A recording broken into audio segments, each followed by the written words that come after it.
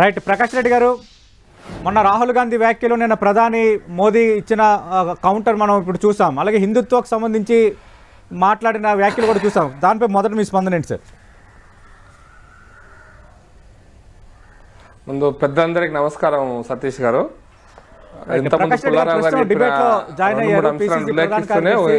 Congress party అధికార ప్రతినిధి అద్దంకి దయాకర్ గారు, మీరు మాట్లాడండి సార్. ప్రకాష్ రెడ్డి గారు. ముందు పెద్దలకు నమస్కారం, దయాకర్ గారికి కూడా.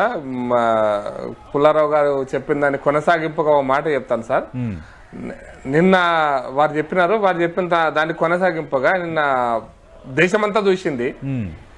ఇప్పుడు కెమెరాలు వచ్చినాయి, కనపడుతుంటుంది, సోషల్ మీడియా కనపడుతుంటుంది. అర్థం చేసుకోవాలి లీడర్ ఆఫ్ అపోజిషన్. రెచ్చగొడుతున్నట్టు తలకాయతో ఊపుతూ రెచ్చగొడుతున్నట్టు కనిపిస్తున్నటువంటి వారు చూసిన తర్వాత, సీన్ చూసిన తర్వాత పార్లమెంట్ లోపల ఇంకా రోడ్డు మీద పంచాయతీ అంటే భారతదేశ ప్రజాస్వామ్యాన్ని రోడ్డు పాలు చేసిండు, గల్లీగుండా పాలు చేసి, గల్లీగుండాలు ఎట్లయితే చూసుకోండిరా అని ఉచికాయిస్తారు కదా సినిమాలలో కనపడుతుంటారు మనకు, ఆ స్థాయికి దిగజార్చినటువంటి పరిస్థితి ఈ రోజు భారత పార్లమెంట్ లో కనపడింది. నిన్న సీన్ కనపడింది, అది చూస్తే బాధ అనిపిస్తుంది. అది అంటే నిన్న పార్లమెంటులో ఒకరోజు మేము బాగా ఆధిపత్యం చేసిన చిన్నపిల్లలకు ఒక సైకలాజికల్ ప్రాబ్లం ఉంటుంది.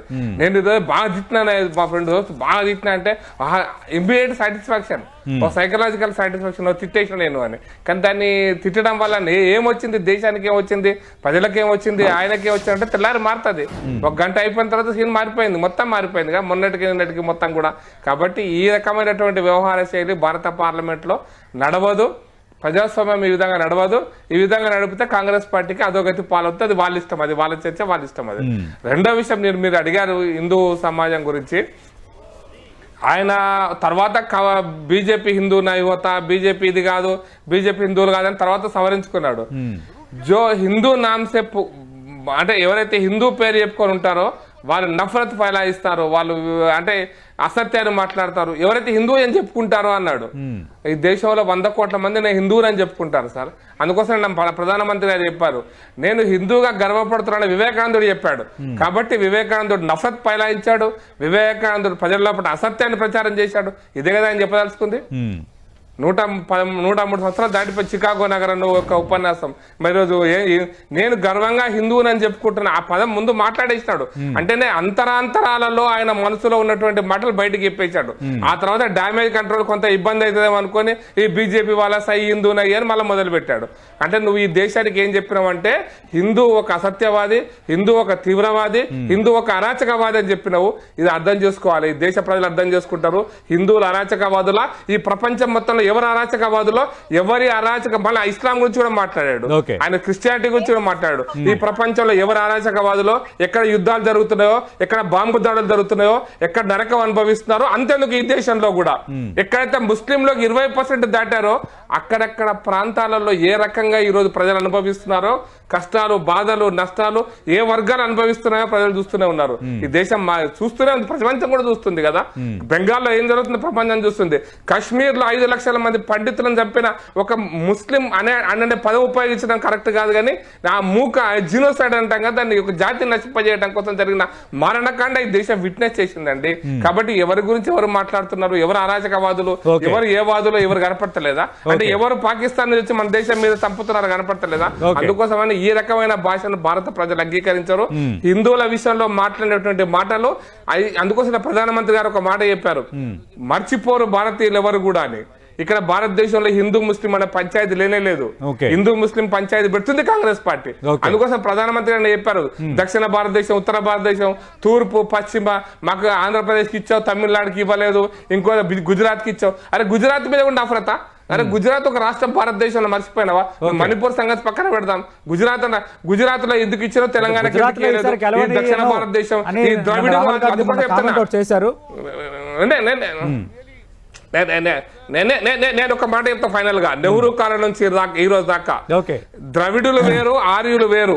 ఉత్తర భారతీయులంతా ఆర్యులు, దక్షిణ భారతీయులు ద్రవిడులు అనేటువంటి అయితే 2 జాతి సిద్ధాంతాన్ని కాంగ్రెస్ పార్టీ దేశంలో తీసుకొచ్చిందో ఆ రోజే కాంగ్రెస్ పార్టీ ఈ జాతికి, దేశానికి, సమాజానికి ద్రోహం చేసింది. ఈ ఆర్య ద్రవిడ సిద్ధాంతాన్ని చరిత్రలో చెప్పినటువంటి రష్యన్ కమ్యూనిస్ట్ భావజాలం కావచ్చు, ఇస్లామిక్ భావజాలం కావచ్చు, దీన్ని నమ్ముతున్న కాంగ్రెస్ పార్టీని భూస్థాపితం చేయాలి దేశంలో. భూస్థాపితం చేసే దేశం నిలబడదు, భూస్థాపితం చేయకపోతే రాహుల్ గాంధీ లాంటి వాళ్ళు భూస్థాపితం చేయకపోతే సిద్ధాంతాన్ని భూస్థాపితం చేయకపోతే ఈ జాతి నిలబడదు, దేశం నిలబడదు. లీడర్ ఆఫ్ అపోజిషన్ తెలియజేస్తాము. ఇప్పుడు రాహుల్ గాంధీ మాట్లాడిన తీరు కొందరికి నచ్చకపోవచ్చు, కానీ నచ్చే వాళ్ళకి నచ్చింది. సరైన రీతిలోనే అన్ని అంశాలని తెర ముందుకు తెచ్చారని వెల్కమ్ చేసే వాళ్ళు కూడా ఉన్నారు అంటున్నారు దయాకర్ గారు. కరెక్ట్, వెల్కమ్ చేసే వాళ్ళు కూడా ఉన్నారు. పాకిస్తాన్ లో ఉన్నారు, పాకిస్తాన్ లో ఉన్నారు, ఇంకా భారతదేశానికి వ్యతిరేకంగా పనిచేసేటువంటి చైనాలో ఉన్నారు, ఇంకో దేశాల్లో తప్పకుండా ఉన్నారు. వాళ్ళని గౌరవించే వాళ్ళు ఉన్నారు. వాళ్ళని ఎత్తికెక్కిన ఆహా ఆహా ఎంత బాగా మాట్లాడాడో, మోడీ గారిని ఎంత ఎక్స్పోజ్ చేశాడు. పాకిస్తాన్ గడ్డ మీద ఉన్నారు, చైనా గడ్డ మీద ఉన్నారు. ఈ దేశ వ్యతిరేక శక్తుల అందరి మనసులలో ఈరోజు అమిత్ షా గారు, మన వీరు రాహుల్ గాంధీ గారు చాలా స్పష్టంగా ఉన్నారు. నేను కాదంటలేను. ఒకటి రాహుల్ గాంధీ గారు ఉన్నారు, నెంబర్ 1. నెంబర్ 2, నిన్న దయాకర్ గారు మాట్లాడతారు మోడీని అంటే కోపం ఎందుకని. నిన్న మోడీని ఫస్ట్ అనలేదు. హిందువులని చెప్పుకునే వాళ్ళు, తమకి తాము హిందువులని చెప్పుకునే వాళ్ళు అనే పదం ఉపయోగించారు. పార్లమెంట్ రికార్డ్ ఏమి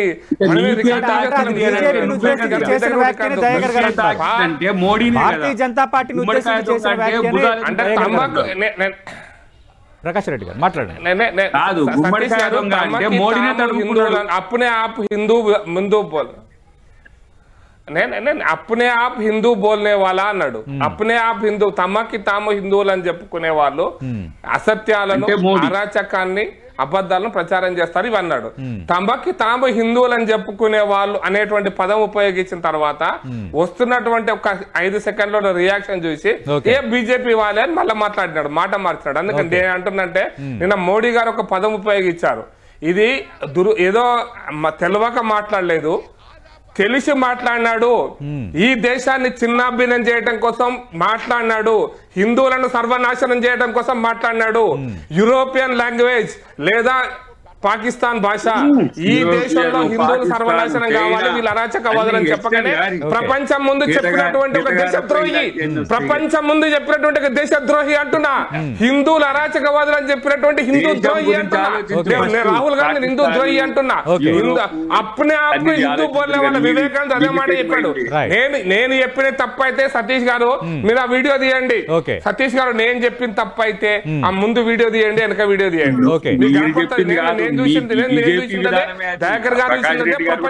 ప్రకాష్ రెడ్డి గారు మీరు చెప్పిన పదాలనే రాహుల్ గాంధీ ఉపయోగించారు, నేను కాదనటం లేదు.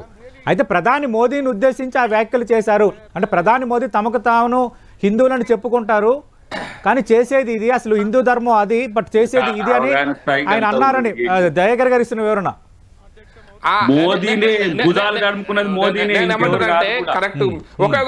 ప్లీజ్ కరెక్ట్ నేనేమంటా ఒక్క పదం ముందు మోడీ గారు తనకి తాను హిందూ అని చెప్పుకుంటాడు అనే పదం ఉపయోగించాలే. ఒక ప్రతిపక్ష నాయకుడు పార్లమెంట్ లో పదం ఉపయోగించాలి. అది అజాగ్రత్త కాదు అంటూ నేను ఉద్దేశపూర్వకంగా అంటున్నా, అజాగ్రత్తగా అనలే, ఉద్దేశపూర్వకంగా నేను అంటున్నా. ఉద్దేశపూర్వకంగా ప్రధాని మోదీని ఉద్దేశించి రాహుల్ గాంధీ వ్యాఖ్యలు చేశారని. రైట్, దయాకర్ గారు మరికొన్ని కామెంట్స్ కూడా చేశారు. బీజేపీ కాంగ్రెస్ ముఖాముఖి పోరులో కాంగ్రెస్ స్ట్రైక్ రేటు 26%. 16 రాష్ట్రాల్లో ఒంటరిగా కాంగ్రెస్ పోటీ చేస్తే ఓట్ల శాతం దారుణంగా తగ్గింది. మిత్రపక్షాల సాయంతో మాత్రమే కాంగ్రెస్ సీట్ల సంఖ్యను పెంచుకుంది. అలాగే ఎంపీలకు సంబంధించి కూడా ఆయన ఒక హెచ్చరిక చేశారు. అండి ఎంపీలకి రాహుల్లా ప్రవర్తించొద్దు, స్టింగ్ ఆపరేషన్లకు తెరలేకపోతున్నారని. ఇప్పుడు 10 రాష్ట్రాల్లో ప్రభుత్వాలను కూల్చినప్పుడు తెలవాలి మన స్ట్రైక్ రేట్ ఏందని. ఇంకా వాళ్ళ విచారధార ఇంకా ఇంత డిఫెన్స్ లో వాళ్ళ అఫెన్స్ కు పోతుంటే నవ్వు వస్తుంది. కానీ మనం ఒకటి ఆలోచించాలి, ప్రతిపక్ష నాయకుడు మాట్లాడుతున్నప్పుడు ఏ విధానాలు మాట్లాడుతున్నాడు, దేని మీద మాట్లాడుతున్నాడు అనే దానికి కౌంటర్ ఇవ్వడానికి ప్రయత్నం చేయాలి తప్పితే మాట్లాడిన దాన్ని తప్పుదోవ పట్టించి అరాచకంగా మాట్లాడితే వచ్చేది రేపు మోడీకి ఏది వస్తుందో మీరు చూడండి. ఈ రోజు ఎలక్షన్స్ ఏం లేవు, ఇంకా ఏది దేశవ్యాప్తంగా ఉన్న ఎలక్షన్స్ ఏం లేవు, ఎలక్షన్స్ అయిపోయినాయి. ఈ రోజు బీడు భూమిలో ఒక రకంగా చెప్పాలంటే బీడు భూమిలో రాహుల్ గాంధీ ఒక కొత్త నాగలి పెట్టిండు, ఏరువాక లెక్క. ఇంకా వీళ్ళ ఆటలేం సాగో, వీళ్ళు ఎన్ని చేసినా ఇంతకంటే ఎక్కువ ఏం లేదు. ఆయనను ఫిజికల్ గా లేకుండా చేయాలని మధ్యప్రదేశ్ లో చేసింది ఒక కుట్ర. కానీ ఈ దేశం కొరకు మీరేం చేసిండ్రు నీ అమ్మ? మీరు పాకిస్తాన్ అదేందో చైనా యూరోపియన్ అంటున్నారు. ఈ దేశం కొరకు తన కుటుంబం నుంచి ఒక ఇందిరాగాంధీని కోల్పోయిండు. ఈ దేశం కొరకు తన తండ్రిని కోల్పోయిండు. ఈ దేశం కొరకు తన జీవితాన్ని ఇస్తున్నాడు. తన మీద దేశ వ్యతిరేకంగా చిత్రీకరిస్తే జనంకి అర్థం కాదా? ఇంకా ఏంది మోడీ రాహుల్ గాంధీ దేశద్రోహి, హిందూ ద్రోహి. సతీష్ అని ఒక్క నిమిషం మాట్లాడతా. అదే ఈ తలకాయ లేని వాదనలు, సత్యవాదనలే ఇలా బీజేపీ పతనాన్ని లేకపోతే బీజేపీ ఆర్ఎస్ఎస్ పతనాన్ని తెస్తాయి. అదే వాళ్ళకి ఏం చేసిండ్రండి ఈ దేశం కొరకు? వాళ్ళు కనీసం ఆర్ఎస్ఎస్ చెప్పమండి, కనీసం జాతీయ జెండా ఎగిరి అని సంస్థ అది మొన్నటి దానిక అది ఈ రోజు దేశం గురించి మాట్లాడుతుంది. దేశం కోసం, ధర్మం కోసం. ఎవడి ధర్మం కోసం? ఆర్యుడి ధర్మం కోసమా, భారత ధర్మం కొరక? అంటే దయగర్ మీకుండా వచ్చి మళ్ళీ మూడోసారి వాళ్ళు అధికారంలోకి వచ్చారు కదా. అధికారంలోకి వస్తే ఇప్పుడు బ్రిటిష్ వాడు కూడా అధికారంలోకి వచ్చింది ఈస్ట్ ఇండియా కంపెనీ పెట్టుకొని. నేను అనలేదా బ్రిటిష్ వాడు వేరు, బీజేపీ వాడు వేరు కాదని? ఇతర దేశాలు వినండి, ఇతర దేశాలలో వచ్చి దేశాన్ని పాలిస్తున్నట్టున్నది తప్పితే ఈ దేశంలో ప్రజల్ని పాలించినట్టు ఉంటుందా? దేశం మీద విద్వేషం చిమ్ముతున్నది ఎవరు? ఎవరండి? ఆయన జై పాలస్తీనా అంటాడు. ఎవరు?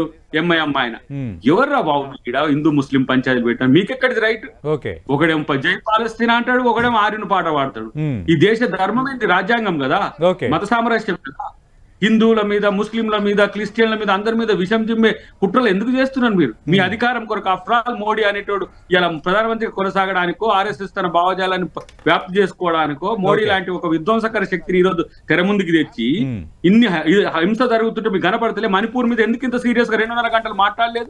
56 ఇంచుల జాతి ఇలా ఇంత మోషన్ పెట్టా కూడా దాన్ని పక్కన పెట్టింది కదా. ఈ రోజు ఉంటది చూడండి, ఈ రోజు పార్ట్ 2 ఉంటది రాజ్యసభలో.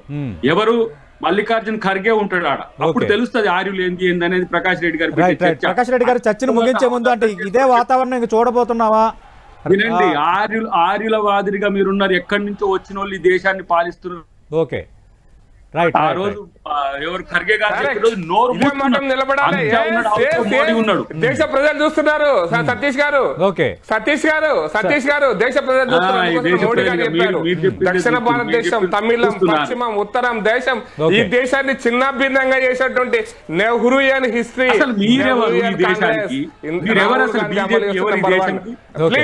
ప్లీజ్ అయిపోయింది. కాదు, బీజేపీ పాకిస్తాన్ నుంచి ఎలిమెంట్ కానీ మంచి ఎలిమెంటే కానీ పాకిస్తాన్ నుంచి వచ్చిన అరాచకవాదులు, హిందువులైన వాళ్ళు, అరాచకవాదులు. హైదరాబాద్ ఉన్న మనమే ద్రవిడులము, వాళ్ళు వచ్చి దోసుకపోయారు. అది మరి మంచి మాట మరి చెప్పారు. భారతదేశం చూస్తుంది. ఇష్యూస్ అన్ని మీరు ఎన్నికల టైంలో కూడా మాట్లాడుతున్నారు. ఇప్పుడు అంటే సరే, ఇంకా లోక్సభలో చర్చ జరిగింది, ఇష్యూస్ అన్ని అటువైపు వెళ్ళాయి. కానీ అప్కమింగ్ డేస్ లో ప్రజలు ఇప్పుడు ఫర్ ఎగ్జాంపుల్ నీట్ ఉంది, దానిపైన చర్చించాలి. ఇలాంటి ఇష్యూస్ పైన ఎక్కువగా ప్రతిపక్షాలు కావాలి. ఈ దేశంలో సమస్యలు ఏమన్నా బీజేపీకి తెలుసా? ఈ దేశంలో ఉద్యోగులు పడుతున్న సమస్యలు తెలుసా? ఈ దేశ ప్రజలు నాశనం అవుతున్న తీరు వాళ్ళకి తెలుసా? వాళ్ళకి కావాల్సింది హిందూ ముస్లిం వ్యతిరేకతే, వాళ్ళకి కావాల్సింది పాకిస్తాన్ ఇండియా, పాలస్తీనా ఇజ్రాయలే, వాళ్ళకి కావాల్సింది చైనానే. వాళ్ళకి దేశం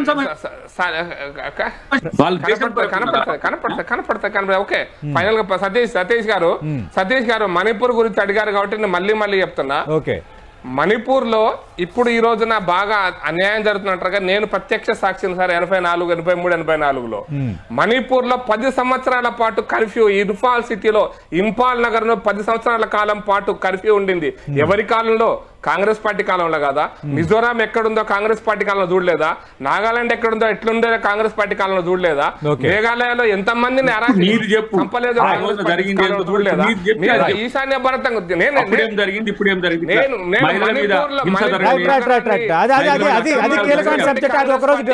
అది ఒకరోజు డిస్కస్ చేద్దాం ఇన్ డీటెయిల్ గా. అది ఒకరోజు ఖచ్చితంగా సమస్యల గురించి మాట్లాడుకుంటున్నప్పుడు మణిపూర్ నిన్న పార్లమెంట్ రిజాల్వ్